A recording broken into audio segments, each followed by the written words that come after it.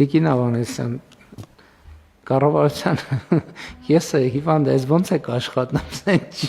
սեն չի լինի։ Միայն կառավարության կեսը չէ, որ գրիպի սեզոնին հիվանդ էր, այլ վիճակը սրվեց ու գրեթե ամբողջ հանրությունը։ Ամբողջ տարի գրիպը այդպես էլ չնահանջեց։ Շտապօգնության մեքենաները չէին հասցնում սպասարկել։ Երեխաները եթե հաճախում են մանկապարտեզ,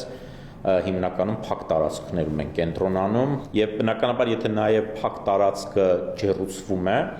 ջեռուցման հետ մեկտեղ օդը էլ ավելի է չորանում։ Գրիպի AH3N2 տիպի վիրուսներ տարածված, բայց այլ վարակներ էլ կային ասպարեզում ու տարեվերջին էլ դեռ մեզ չեն լքել։ Մասնագետներն աղաղակում են խնդիրը նաև պոլիկլինիկաների ու հիվանդանոցների հետ է կապված։ Վերանորոգված պոլիկլինիկաների դռներից ներս իրական պատկերը մեղմ ասած այնքան էլ բարվոք չէ։ Դրանք չեն ապահովում հիվանդների անվտանգ սպասարկումը։ Միջանցքները լցված են ջերմող ու հիվանդ երեխաներով, ու եթե օրինակ ձեռքի վնասվածք ունես, պետք է հետազոտվելու համար սպասես նույն միջանցքում վիրուսով հիվանդ մարդու հետ, ու վարակվելն այստեղ պարզապես անխուսափելի է դառնում։ Կարանտին չեն հայտարարում, եթե այնպես չեն անում, որ ենթադրենք ապահովեն թերապևտների կամ բուժքույրերի տնային կանչեր, որ այդ մարդիկ տնից դուրս չգան, ինքնամեկուսանան, այլ դիմում են պոլիկլինիկա, այո, պետք է առանձնացվի։ Հաջորդ թոփ թեման արդեն մի քանի տարի չարչրկված պարտադիր ապահովագրության համակարգի ներդրումն է։ Այս համակարգի կիրարկումը պատմական իրադարձություն համարող նախարարը պաշտոնապես հայտարարեց պարտադիր ապահովագրությունը հունվարից կգործի։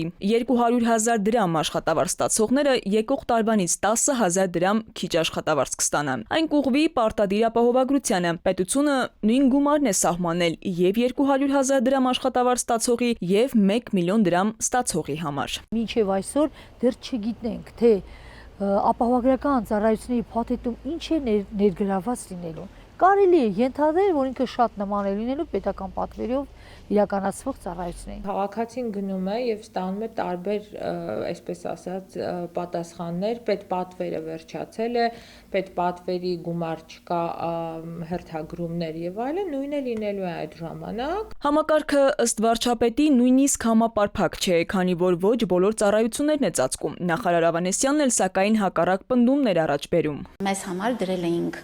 շատ կարևոր նշածող, որ առանձնացնենք հենց այն առաջնային կարևոր ծառայությունները։ Ինչը կծածկի ապահովագրությունը, համակարգը սահմանափակ հնարավորություններ է տալու քաղաքացիներին, պնդում են ոլորտի փորձագետները։ 2028 թվականից այն կթանկանա, իսկ ամսավճարը վերջնական գին չէ։ Բազում խնդիրների մեջ մեր երկրում առանցքային է առողջության պահպանման հարցը։ Հաջողել է արդյոք այս համակարգը թե ոչ եւ ինչ է սպասվում եկող տարում։ Համենայն դեպս խնդրահարույց է առողջության ապահովագրության հարցը։ Գաղափարը լավն է, սակայն կիրառությունը լի խնդիրներով։ Ամեն դեպքում խոստացել են կիրարկել հաջորդ տարվա հունվարից։ Մնում է հույսով սպասել։